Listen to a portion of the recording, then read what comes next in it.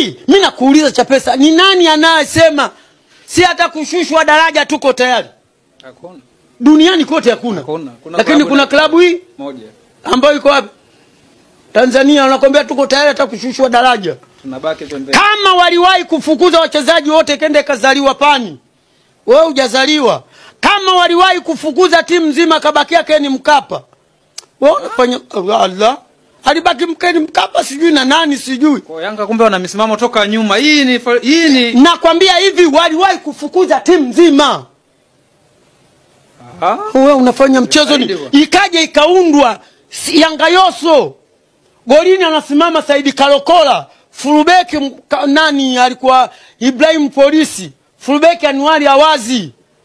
4 Kaunda Mwakitope, 5 anasimama Malima, Bakari Malima, Jembe Ulaya. Jembe Ulaya hilo ndio. Unataka niendelee?